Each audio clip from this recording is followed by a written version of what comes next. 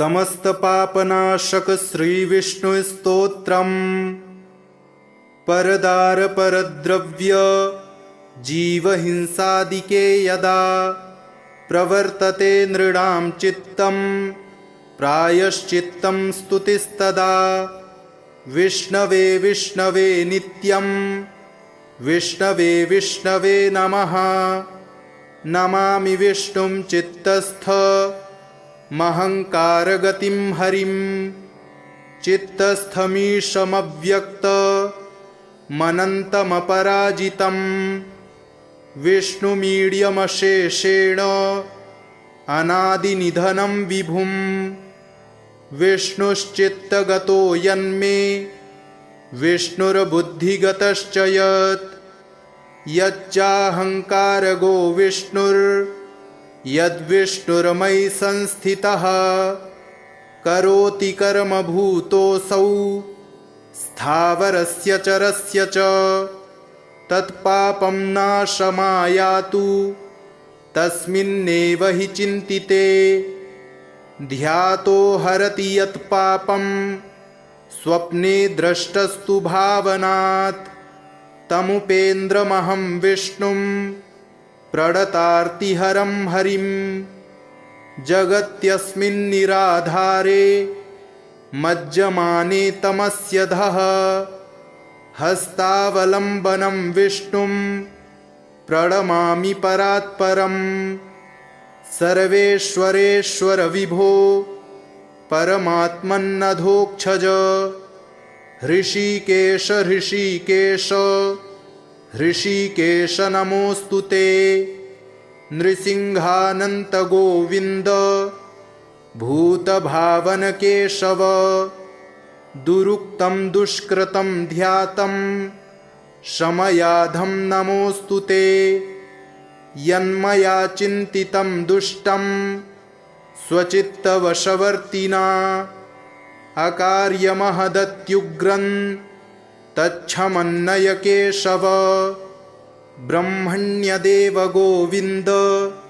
परमार्थपरायण जगन्नाथ जगद्धातः पापं प्रशमयाच्युत यथा पराह्ने सायाह्ने मध्याह्ने च तथा निशि कायेन मनसा वाचा कृतं पापमजानता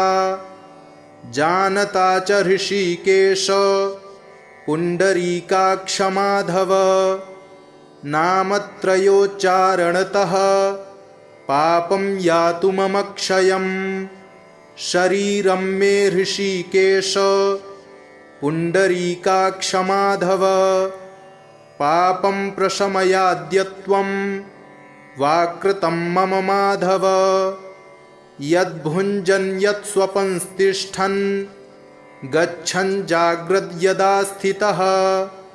कृतवान् पापमद्याहं कायेन मनसा गिरा यत्स्वल्पमपि यत्स्थूलं कुयोनिनरकावहं तद्यातु प्रशमं सर्व वासुदेवानुकीर्तनात् परं ब्रह्म परं धाम पवित्रं परमञ्च यत् तस्मिन् प्रकीर्तिते विष्णौ यत्पापं तत्प्रणश्यतु यत्प्राप्य न निवर्तन्ते गन्धस्पर्शादिवर्जितं सूरयस्तत्पदं विष्णोस्तत्सर्वं शमयत्वधं पापप्रणाशनं स्तोत्रं यः पठेत् शृणुयादपि शारीरैर्मानसैर्वाजैः कृतैः पापैः प्रमुच्यते सर्वपापग्रहादिभ्यो याति विष्णोः परं पदं तस्मात् पापे कृते जप्यं स्तोत्रं सर्वाघमर्दनं प्रायश्चित्तमघौघानां स्तोत्रं व्रतकृते वरं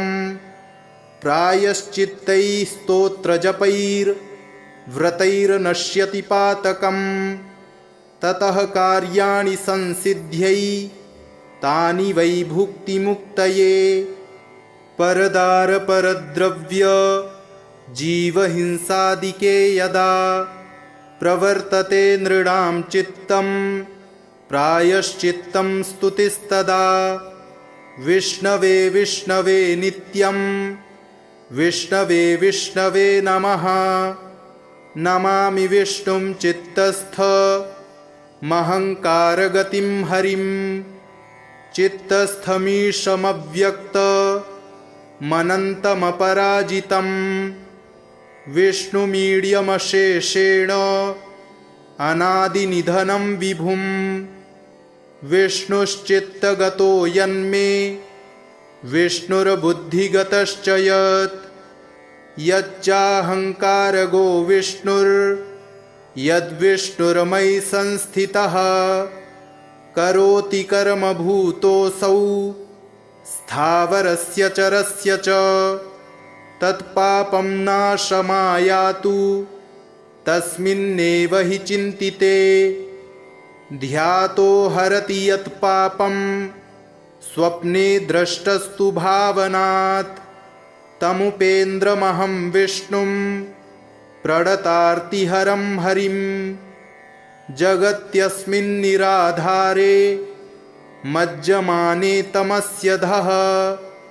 हस्तावलम्बनं विष्णुं प्रणमामि परात्परम्। सर्वेश्वरेश्वर विभो परमात्मन्नधोक्षज।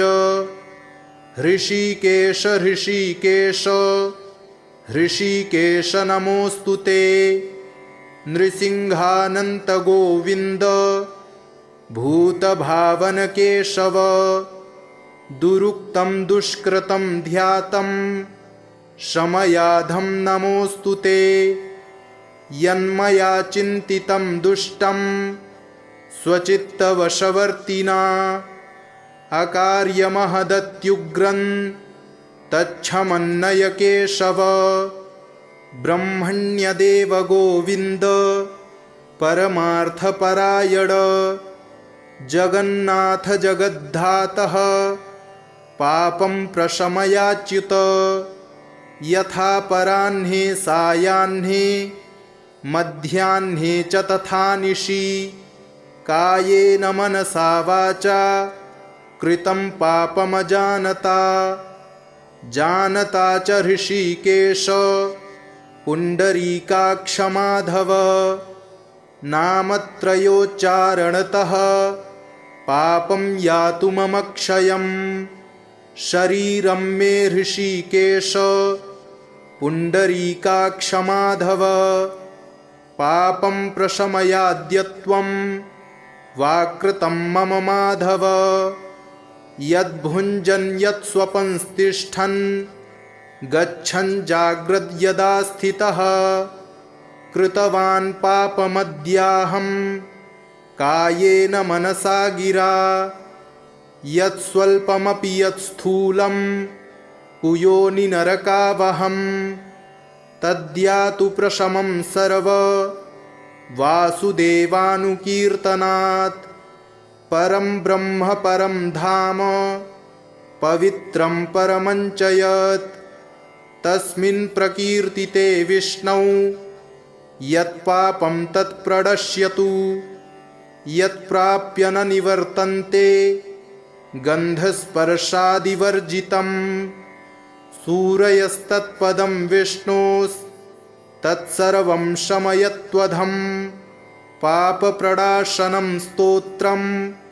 यः पठेत् शृणुयादपि। शारीरैर्मानसैर्वाजैः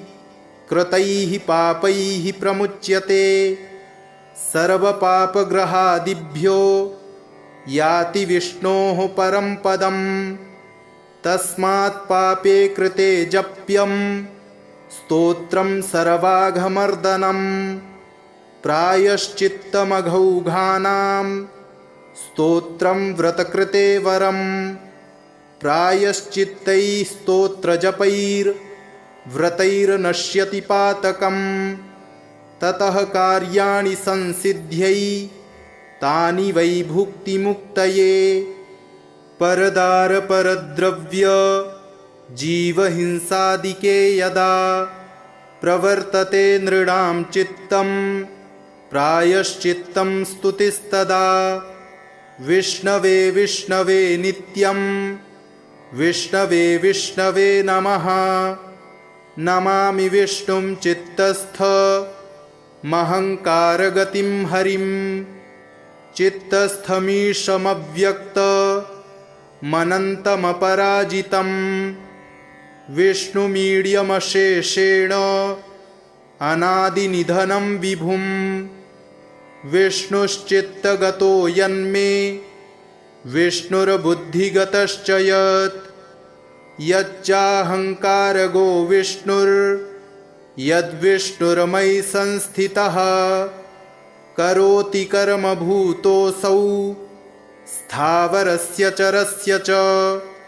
तत्पापं नाशमायातु तस्मिन्नेव हि चिन्तिते ध्यातो हरति यत्पापं स्वप्ने द्रष्टस्तु भावनात् तमुपेन्द्रमहं विष्णुं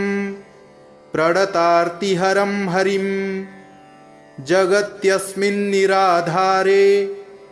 मज्जमाने तमस्यधः हस्तावलम्बनं विष्णुं प्रणमामि परात्परं सर्वेश्वरेश्वर विभो परमात्मन्नधोक्षज हृषीकेश हृषीकेश हृषीकेश नमोऽस्तु ते नृसिंहानन्त गोविन्द भूतभावन केशव दुरुक्तं दुष्कृतं ध्यातं शमयाधं नमोऽस्तु ते यन्मया चिन्तितं दुष्टं स्वचित्तवशवर्तिना अकार्यमहदत्युग्रं तच्छमन्नय केशव ब्रह्मण्यदेव गोविन्द परमार्थपरायण जगन्नाथ जगद्धातः पापं प्रशमयाच्युत यथा पराह्ने सायाह्ने मध्याह्ने च तथा निशि कायेन मनसा वाचा कृतं पापमजानता जानता च हृषीकेश पुण्डरीकाक्ष माधव नामत्रयोच्चारणतः पापं यातुममक्षयं शरीरं मे हृषीकेश पुण्डरीकाक्ष माधव पापं प्रशमयाद्यत्वं वाकृतं मम माधव यद्भुञ्जन् यत्स्वपंस्तिष्ठन् गच्छन् जाग्रद्यदा स्थितः कृतवान् पापमद्याहं कायेन मनसा गिरा यत्स्वल्पमपि यत्स्थूलं कुयोनिनरकावहं तद्यातु प्रशमं सर्व वासुदेवानुकीर्तनात् परं ब्रह्म परं धाम पवित्रं परमं च यत् तस्मिन् प्रकीर्तिते विष्णौ यत्पापं तत्प्रणश्यतु यत्प्राप्य न निवर्तन्ते गन्धस्पर्शादिवर्जितं सूरयस्तत्पदं विष्णोस्तत्सर्वं शमयत्वधं पापप्रणाशनं स्तोत्रं यः पठेत् शृणुयादपि शारीरैर्मानसैर्वाजैः कृतैः पापैः प्रमुच्यते सर्वपापग्रहादिभ्यो याति विष्णोः परं पदं तस्मात् पापे कृते जप्यं स्तोत्रं सर्वाघमर्दनं प्रायश्चित्तमघौघानां स्तोत्रं व्रतकृते वरं प्रायश्चित्तैः स्तोत्रजपैर्व्रतैर्नश्यति पातकं ततः कार्याणि संसिद्ध्यै तानि वै भुक्तिमुक्तये परदारपरद्रव्य जीवहिंसादिके यदा प्रवर्तते नृणां चित्तं प्रायश्चित्तं स्तुतिस्तदा विष्णवे विष्णवे नित्यं विष्णवे विष्णवे नमः। नमामि विष्णुं चित्तस्थमहङ्कारगतिं हरिं चित्तस्थमीशमव्यक्तमनन्तमपराजितं विष्णुमीड्यमशेषेण अनादिनिधनं विभुं विष्णुश्चित्तगतो यन्मे विष्णुर्बुद्धिगतश्च यत् यच्चाहङ्कारगो विष्णुर्यद्विष्णुर्मयि संस्थितः करोति कर्मभूतोऽसौ स्थावरस्य चरस्य च तत्पापं नाशमायातु तस्मिन्नेव हि चिन्तिते ध्यातो हरति यत्पापं स्वप्ने द्रष्टस्तु भावनात् तमुपेन्द्रमहं विष्णुं प्रणतार्तिहरं हरिं जगत्यस्मिन्निराधारे मज्जमाने तमस्यधः हस्तावलम्बनं विष्णुं प्रणमामि परात्परं सर्वेश्वरेश्वर विभो परमात्मन्नधोक्षज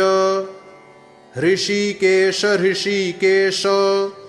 हृषीकेश नमोऽस्तु ते नृसिंहानन्त गोविन्द भूतभावनकेशव दुरुक्तं दुष्कृतं ध्यातं शमयाधं नमोऽस्तु ते यन्मया चिन्तितं दुष्टं स्वचित्तवशवर्तिना अकार्यमहदत्युग्रं तच्छमन्नय केशव ब्रह्मण्यदेव गोविन्द परमार्थपरायण जगन्नाथ जगद्धातः पापं प्रशमयाच्युत यथा पराह्ने सायाह्ने मध्याह्ने च तथा निशि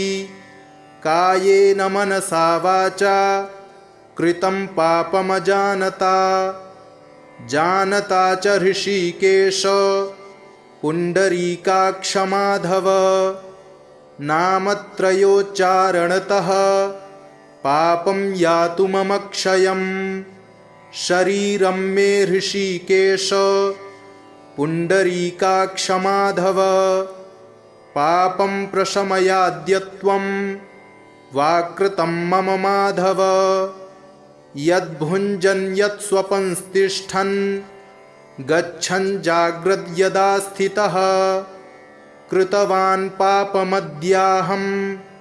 कायेन मनसा गिरा यत्स्वल्पमपि यत्स्थूलं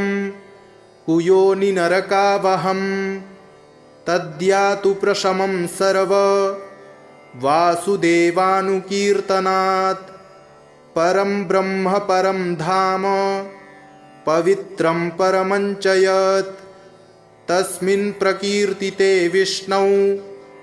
यत्पापं तत्प्रणश्यतु यत्प्राप्य न निवर्तन्ते गन्धस्पर्शादिवर्जितं सूरयस्तत्पदं विष्णोस्तत्सर्वं शमयत्वधं पापप्रणाशनं स्तोत्रं यः पठेत् शृणुयादपि शारीरैर्मानसैर्वाजैः कृतैः पापैः प्रमुच्यते सर्वपापग्रहादिभ्यो याति विष्णोः परं पदं तस्मात् पापे कृते जप्यं स्तोत्रं सर्वाघमर्दनं प्रायश्चित्तमघौघानां स्तोत्रं व्रतकृते वरं प्रायश्चित्तैः स्तोत्रजपैर्व्रतैर्नश्यति पातकं ततः कार्याणि संसिद्ध्यै तानि वै भुक्तिमुक्तये परदारपरद्रव्य जीवहिंसादिके यदा प्रवर्तते नृणां चित्तं प्रायश्चित्तं स्तुतिस्तदा विष्णवे विष्णवे नित्यं विष्णवे विष्णवे नमः। नमामि विष्णुं चित्तस्थमहङ्कारगतिं हरिं चित्तस्थमीशमव्यक्तमनन्तमपराजितं विष्णुमीड्यमशेषेण अनादिनिधनं विभुं विष्णुश्चित्तगतो यन्मे विष्णुर्बुद्धिगतश्च यत् यच्चाहङ्कारगो विष्णुर्यद्विष्णुर्मयि संस्थितः करोति कर्मभूतोऽसौ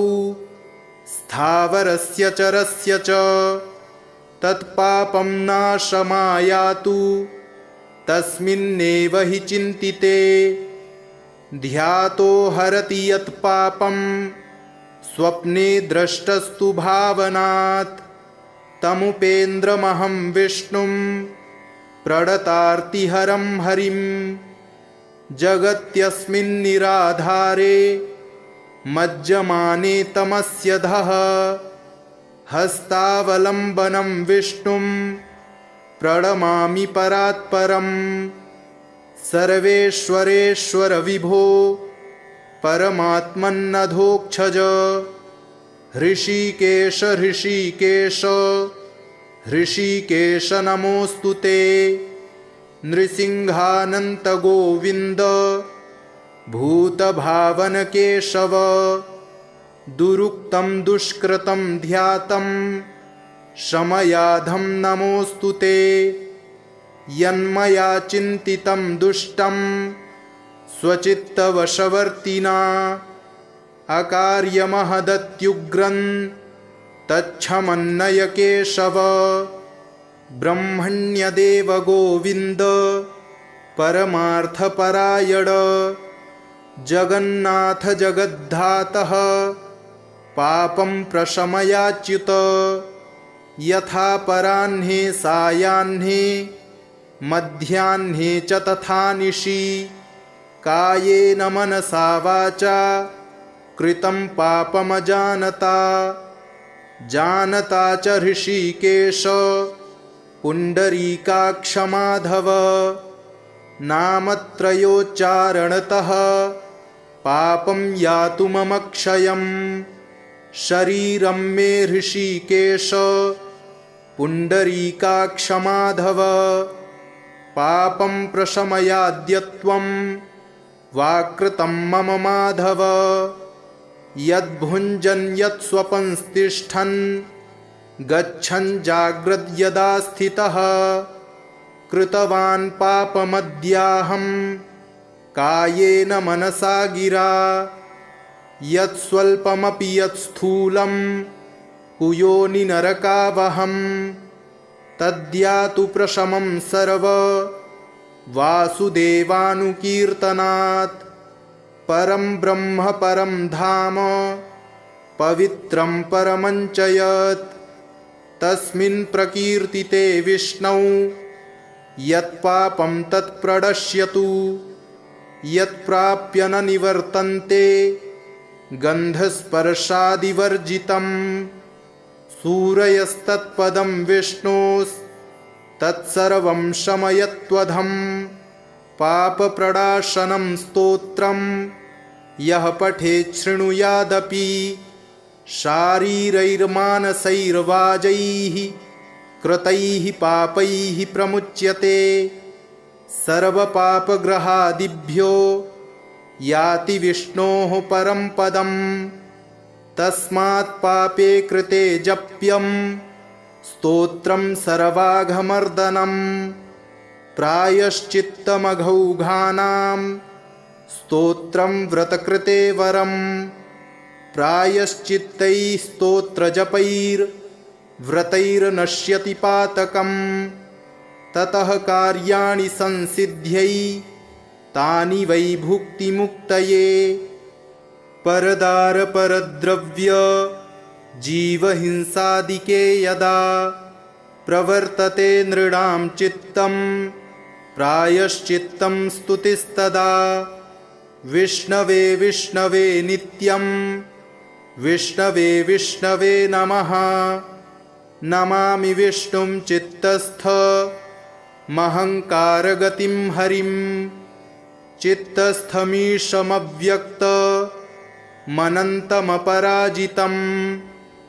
विष्णुमीड्यमशेषेण अनादिनिधनं विभुं विष्णुश्चित्तगतो यन्मे विष्णुर्बुद्धिगतश्च यत् यच्चाहङ्कारगो विष्णुर्यद्विष्णुर्मयि संस्थितः करोति कर्मभूतोऽसौ स्थावरस्य चरस्य च तत्पापं नाशमायातु तस्मिन्नेव हि चिन्तिते ध्यातो हरति यत्पापं स्वप्ने द्रष्टस्तु भावनात् तमुपेन्द्रमहं विष्णुं प्रणतार्तिहरं हरिं जगत्यस्मिन्निराधारे मज्जमाने तमस्यधः हस्तावलम्बनं विष्णुं प्रणमामि परात्परं सर्वेश्वरेश्वर विभो परमात्मन्नधोक्षज हृषीकेश हृषीकेश हृषीकेश नमोऽस्तु ते नृसिंहानन्त गोविन्द भूतभावनकेशव दुरुक्तं दुष्कृतं ध्यातं शमयाधं नमोऽस्तु ते यन्मया चिन्तितं दुष्टं स्वचित्तवशवर्तिना अकार्यमहदत्युग्रं तच्छमन्नय केशव ब्रह्मण्यदेव गोविन्द परमार्थपरायण जगन्नाथ जगद्धातः पापं प्रशमयाच्युत यथा पराह्ने सायाह्ने मध्याह्ने च तथा निशि कायेन मनसा वाचा कृतं पापमजानता जानता च हृषीकेश पुण्डरीकाक्षमाधव नामत्रयोच्चारणतः पापं यातु मम क्षयं शरीरं मे हृषीकेश पुण्डरीकाक्षमाधव पापं प्रशमयाद्यत्वं वाकृतं मम माधव यद्भुञ्जन् यत्स्वपंस्तिष्ठन् गच्छन् जाग्रद्यदा स्थितः कृतवान् पापमद्याहं कायेन मनसा गिरा यत्स्वल्पमपि यत्स्थूलं कुयोनिनरकावहं तद्यातु प्रशमं सर्व वासुदेवानुकीर्तनात् परं ब्रह्म परं धाम पवित्रं परमं च यत् तस्मिन् प्रकीर्तिते विष्णौ यत्पापं तत्प्रणश्यतु यत्प्राप्य न निवर्तन्ते गन्धस्पर्शादिवर्जितं सूरयस्तत्पदं विष्णोस्तत्सर्वं शमयत्वधं पापप्रणाशनं स्तोत्रं यः पठेत् शृणुयादपि शारीरैर्मानसैर्वाजैः कृतैः पापैः प्रमुच्यते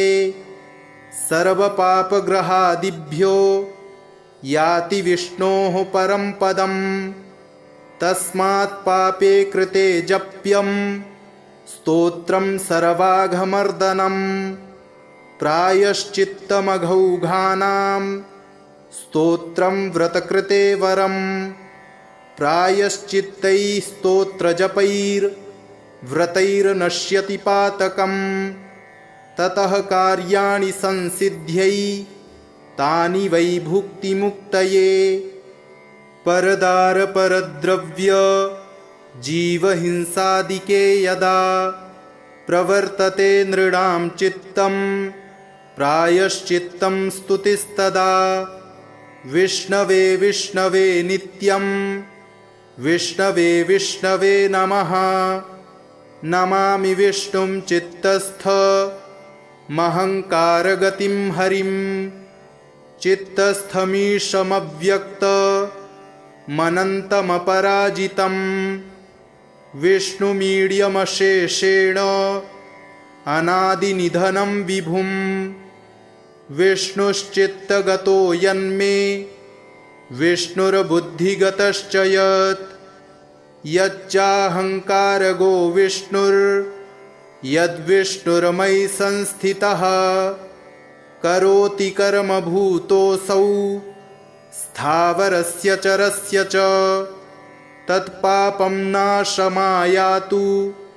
तस्मिन्नेव हि चिन्तिते ध्यातो हरति यत्पापं स्वप्ने द्रष्टस्तु भावनात् तमुपेन्द्रमहं विष्णुं प्रणतार्तिहरं हरिं जगत्यस्मिन्निराधारे मज्जमाने तमस्यधः हस्तावलम्बनं विष्णुं प्रणमामि परात्परम् सर्वेश्वरेश्वर विभो परमात्मन्नधोक्षज हृषीकेश हृषीकेश हृषीकेश नमोऽस्तु ते नृसिंहानन्त गोविन्द भूतभावन केशव दुरुक्तं दुष्कृतं ध्यातं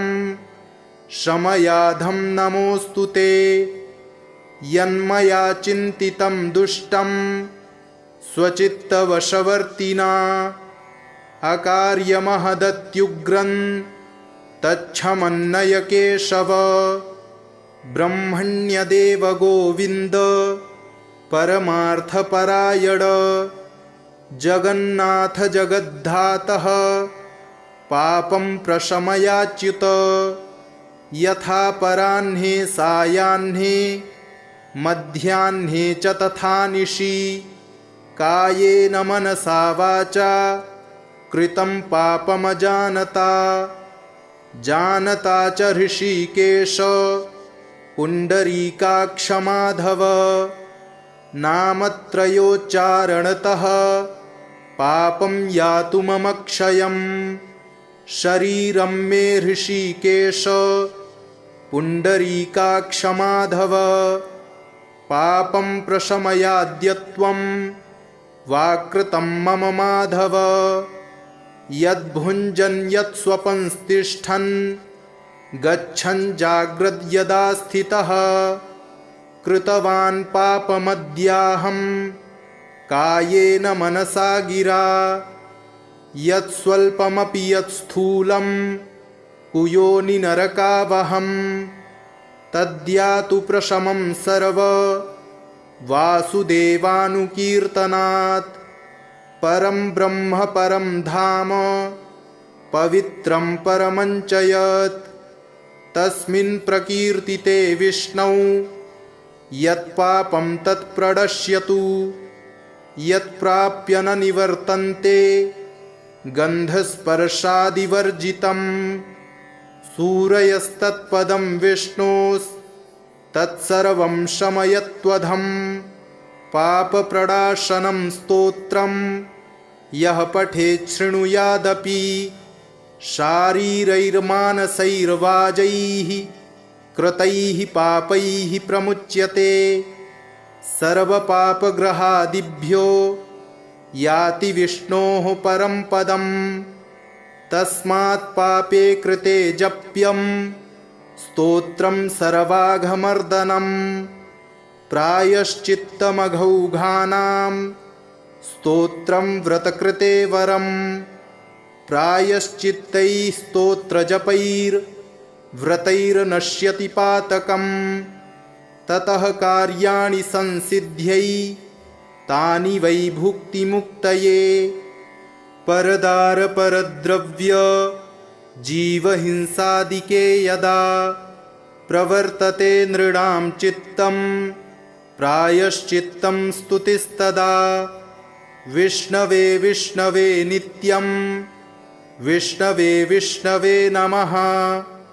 नमामि विष्णुं चित्तस्थमहङ्कारगतिं हरिं चित्तस्थमीशमव्यक्तमनन्तमपराजितं विष्णुमीड्यमशेषेण अनादिनिधनं विभुं विष्णुश्चित्तगतो यन्मे विष्णुर्बुद्धिगतश्च यत् यच्चाहङ्कारगो विष्णुर्यद्विष्णुर्मयि संस्थितः करोति कर्मभूतोऽसौ स्थावरस्य चरस्य च तत्पापं नाशमायातु तस्मिन्नेव हि चिन्तिते ध्यातो हरति यत्पापं स्वप्ने द्रष्टस्तु भावनात् तमुपेन्द्रमहं विष्णुं प्रणतार्तिहरं हरिं जगत्यस्मिन्निराधारे मज्जमाने तमस्यधः हस्तावलम्बनं विष्णुं प्रणमामि परात्परं सर्वेश्वरेश्वर विभो परमात्मन्नधोक्षज हृषीकेश हृषीकेश हृषीकेश नमोऽस्तु ते नृसिंहानन्त गोविन्द भूतभावनकेशव दुरुक्तं दुष्कृतं ध्यातं शमयाधं नमोऽस्तु ते यन्मया चिन्तितं दुष्टं स्वचित्तवशवर्तिना अकार्यमहदत्युग्रं तच्छमन्नय केशव ब्रह्मण्यदेव गोविन्द परमार्थपरायण जगन्नाथ जगद्धातः पापं प्रशमयाच्युत यथा पराह्ने सायाह्ने मध्याह्ने च तथा निशि कायेन मनसा वाचा कृतं पापमजानता जानता च हृषीकेश पुण्डरीकाक्षमाधव नामत्रयोच्चारणतः पापं यातु मम क्षयं शरीरं मे हृषीकेश पुण्डरीकाक्षमाधव पापं प्रशमयाद्यत्वं वाकृतं मम माधव यद्भुञ्जन् यत्स्वपंस्तिष्ठन् गच्छन् जाग्रद्यदा स्थितः कृतवान् पापमद्याहं कायेन मनसा गिरा यत्स्वल्पमपि यत्स्थूलं कुयोनिनरकावहं तद्यातु प्रशमं सर्व वासुदेवानुकीर्तनात् परं ब्रह्म परं धाम पवित्रं परमञ्च यत् तस्मिन् प्रकीर्तिते विष्णौ यत्पापं तत्प्रणश्यतु यत्प्राप्य न निवर्तन्ते गन्धस्पर्शादिवर्जितं सूरयस्तत्पदं विष्णोस्तत्सर्वं शमयत्वधं पापप्रणाशनं स्तोत्रं यः पठेत् शृणुयादपि शारीरैर्मानसैर्वाजैः कृतैः पापैः प्रमुच्यते सर्वपापग्रहादिभ्यो याति विष्णोः परं पदं तस्मात् पापे कृते जप्यं स्तोत्रं सर्वाघमर्दनं प्रायश्चित्तमघौघानां स्तोत्रं व्रतकृते वरं प्रायश्चित्तैः स्तोत्रजपैर्व्रतैर्नश्यति पातकं ततः कार्याणि संसिद्ध्यै तानि वै भुक्तिमुक्तये परदारपरद्रव्य जीवहिंसादिके यदा प्रवर्तते नृणां चित्तं प्रायश्चित्तं स्तुतिस्तदा विष्णवे विष्णवे नित्यं विष्णवे विष्णवे नमः नमामि विष्णुं चित्तस्थमहङ्कारगतिं हरिं चित्तस्थमीशमव्यक्तमनन्तमपराजितं विष्णुमीड्यमशेषेण अनादिनिधनं विभुं विष्णुश्चित्तगतो यन्मे विष्णुर्बुद्धिगतश्च यत् यच्चाहङ्कारगो विष्णुर्यद्विष्णुर्मयि संस्थितः करोति कर्मभूतोऽसौ स्थावरस्य चरस्य च तत्पापं नाशमायातु तस्मिन्नेव हि चिन्तिते ध्यातो हरति यत्पापं स्वप्ने द्रष्टस्तु भावनात् तमुपेन्द्रमहं विष्णुं प्रणतार्तिहरं हरिं जगत्यस्मिन्निराधारे मज्जमाने तमस्यधः हस्तावलम्बनं विष्णुं प्रणमामि परात्परं सर्वेश्वरेश्वर विभो परमात्मन्नधोक्षज हृषीकेश हृषीकेश हृषीकेश नमोऽस्तु ते नृसिंहानन्त गोविन्द भूतभावनकेशव दुरुक्तं दुष्कृतं ध्यातं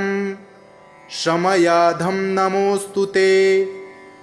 यन्मया चिन्तितं दुष्टं स्वचित्तवशवर्तिना अकार्यमहदत्युग्रन् तच्छमन्नय केशव ब्रह्मण्यदेव गोविन्द परमार्थपरायण जगन्नाथ जगद्धातः पापं प्रशमयाच्युत यथा पराह्ने सायाह्ने मध्याह्ने च तथा निशि कायेन मनसा वाचा कृतं पापमजानता जानता च हृषीकेश पुण्डरीकाक्षमाधव नामत्रयोच्चारणतः पापं यातु मम क्षयं शरीरं मे हृषीकेश पुण्डरीकाक्षमाधव पापं प्रशमयाद्यत्वं वाकृतं मम माधव यद्भुञ्जन् यत्स्वपंस्तिष्ठन् गच्छन् जाग्रद्यदा स्थितः कृतवान् पापमद्याहं कायेन मनसा गिरा यत्स्वल्पमपि यत्स्थूलं कुयोनिनरकावहं तद्यातु प्रशमं सर्व वासुदेवानुकीर्तनात् परं ब्रह्म परं धाम पवित्रं परमञ्च यत् तस्मिन् प्रकीर्तिते विष्णौ यत्पापं तत्प्रणश्यतु यत्प्राप्य न निवर्तन्ते गन्धस्पर्शादिवर्जितं सूरयस्तत्पदं विष्णोस्तत्सर्वं शमयत्वधं पापप्रणाशनं स्तोत्रं यः पठेत् शृणुयादपि शारीरैर्मानसैर्वाजैः कृतैः पापैः प्रमुच्यते सर्वपापग्रहादिभ्यो याति विष्णोः परं पदं तस्मात् पापे कृते जप्यं स्तोत्रं सर्वाघमर्दनं प्रायश्चित्तमघौघानां स्तोत्रं व्रतकृते वरं प्रायश्चित्तैः स्तोत्रजपैर्व्रतैर्नश्यति पातकं ततः कार्याणि संसिद्ध्यै तानि वै भुक्तिमुक्तये परदारपरद्रव्य जीवहिंसादिके यदा प्रवर्तते नृणां चित्तं प्रायश्चित्तं स्तुतिस्तदा विष्णवे विष्णवे नित्यं विष्णवे विष्णवे नमः नमामि विष्णुं चित्तस्थ महङ्कारगतिं हरिं चित्तस्थमीशमव्यक्तमनन्तमपराजितं विष्णुमीड्यमशेषेण अनादिनिधनं विभुं विष्णुश्चित्तगतो यन्मे विष्णुर्बुद्धिगतश्च यत् यच्चाहङ्कारगो विष्णुर्यद्विष्णुर्मयि संस्थितः करोति कर्मभूतोऽसौ स्थावरस्य चरस्य च तत्पापं नाशमायातु तस्मिन्नेव हि चिन्तिते ध्यातो हरति यत्पापं स्वप्ने द्रष्टस्तु भावनात् तमुपेन्द्रमहं विष्णुं प्रणतार्तिहरं हरिं जगत्यस्मिन्निराधारे मज्जमाने तमस्यधः हस्तावलम्बनं विष्णुं प्रणमामि परात्परं सर्वेश्वरेश्वर विभो परमात्मन्नधोक्षज हृषीकेश हृषीकेश हृषीकेश नमोऽस्तु ते नृसिंहानन्त गोविन्द भूतभावनकेशव दुरुक्तं दुष्कृतं ध्यातं शमयाधं नमोऽस्तु ते यन्मया चिन्तितं दुष्टं स्वचित्तवशवर्तिना अकार्यमहदत्युग्रं तच्छमन्नय केशव ब्रह्मण्यदेव गोविन्द परमार्थपरायण जगन्नाथ जगद्धातः पापं प्रशमयाच्युत यथा पराह्ने सायाह्ने मध्याह्ने च तथा निशि कायेन मनसा वाचा कृतं पापमजानता जानता च हृषीकेश पुण्डरीकाक्षमाधव नामत्रयोच्चारणतः पापं यातु मम क्षयं शरीरं मे हृषीकेश पुण्डरीकाक्षमाधव पापं प्रशमयाद्यत्वं वाकृतं मम माधव यद्भुञ्जन् यत्स्वपंस्तिष्ठन् गच्छन् जाग्रद्यदा स्थितः कृतवान् पापमद्याहं कायेन मनसा गिरा यत्स्वल्पमपि यत्स्थूलं कुयोनिनरकावहं तद्यातु प्रशमं सर्व वासुदेवानुकीर्तनात् परं ब्रह्म परं धाम पवित्रं परमं च यत् तस्मिन् प्रकीर्तिते विष्णौ यत्पापं तत्प्रणश्यतु यत्प्राप्य न निवर्तन्ते गन्धस्पर्शादिवर्जितं सूरयस्तत्पदं विष्णोस्तत्सर्वं शमयत्वधं पापप्रणाशनं स्तोत्रं यः पठेत् शृणुयादपि शारीरैर्मानसैर्वाजैः कृतैः पापैः प्रमुच्यते सर्वपापग्रहादिभ्यो याति विष्णोः परं पदं तस्मात् पापे कृते जप्यं स्तोत्रं सर्वाघमर्दनं प्रायश्चित्तमघौघानां स्तोत्रं व्रतकृते वरं प्रायश्चित्तैः स्तोत्रजपैर्व्रतैर्नश्यति पातकं ततः कार्याणि संसिद्ध्यै तानि वै भुक्तिमुक्तये परदारपरद्रव्य जीवहिंसादिके यदा प्रवर्तते नृणां चित्तं प्रायश्चित्तं स्तुतिस्तदा विष्णवे विष्णवे नित्यं विष्णवे विष्णवे नमः नमामि विष्णुं चित्तस्थ महङ्कारगतिं हरिं चित्तस्थमीशमव्यक्तमनन्तमपराजितं विष्णुमीड्यमशेषेण अनादिनिधनं विभुं विष्णुश्चित्तगतो यन्मे विष्णुर्बुद्धिगतश्च यत् यच्चाहङ्कारगो विष्णुर्यद्विष्णुर्मयि संस्थितः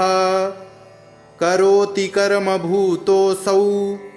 स्थावरस्य चरस्य च तत्पापं नाशमायातु तस्मिन्नेव हि चिन्तिते ध्यातो हरति यत्पापं स्वप्ने द्रष्टस्तु भावनात् तमुपेन्द्रमहं विष्णुं प्रणतार्तिहरं हरिं जगत्यस्मिन्निराधारे मज्जमाने तमस्यधः हस्तावलम्बनं विष्णुं प्रणमामि परात्परं सर्वेश्वरेश्वर विभो परमात्मन्नधोक्षज हृषीकेश हृषीकेश हृषीकेश नमोऽस्तु ते नृसिंहानन्त गोविन्द भूतभावन केशव दुरुक्तं दुष्कृतं ध्यातं शमयाधं नमोऽस्तु ते यन्मया चिन्तितं दुष्टं स्वचित्तवशवर्तिना अकार्यमहदत्युग्रं तच्छमन्नय केशव ब्रह्मण्यदेव गोविन्द परमार्थपरायण जगन्नाथ जगद्धातः पापं प्रशमयाच्युत यथा पराह्ने सायाह्ने मध्याह्ने च तथा निशि कायेन मनसा वाचा कृतं पापमजानता जानता च हृषीकेश पुण्डरीकाक्ष माधव नामत्रयोच्चारणतः पापं यातु मम क्षयं शरीरं मे हृषीकेश पुण्डरीकाक्ष माधव पापं प्रशमयाद्यत्वं वाकृतं मम माधव यद्भुञ्जन् यत्स्वपंस्तिष्ठन् गच्छन् जाग्रद्यदा स्थितः कृतवान् पापमद्याहं कायेन मनसा गिरा यत्स्वल्पमपि यत्स्थूलं कुयोनिनरकावहं तद्यातु प्रशमं सर्व वासुदेवानुकीर्तनात् परं ब्रह्म परं धाम पवित्रं परमं च यत् तस्मिन् प्रकीर्तिते विष्णौ यत्पापं तत्प्रणश्यतु यत्प्राप्य न निवर्तन्ते गन्धस्पर्शादिवर्जितं सूरयस्तत्पदं विष्णोस्तत्सर्वं शमयत्वधं पापप्रणाशनं स्तोत्रं यः पठेत् शृणुयादपि शारीरैर्मानसैर्वाजैः कृतैः पापैः प्रमुच्यते सर्वपापग्रहादिभ्यो याति विष्णोः परं पदं तस्मात् पापे कृते जप्यं स्तोत्रं सर्वाघमर्दनं प्रायश्चित्तमघौघानां स्तोत्रं व्रतकृते वरं प्रायश्चित्तैः स्तोत्रजपैर्व्रतैर्नश्यति पातकं ततः कार्याणि संसिद्ध्यै तानि वै भुक्तिमुक्तये इति श्री पापनाशक विष्णुस्तोत्रं सम्पूर्णम्।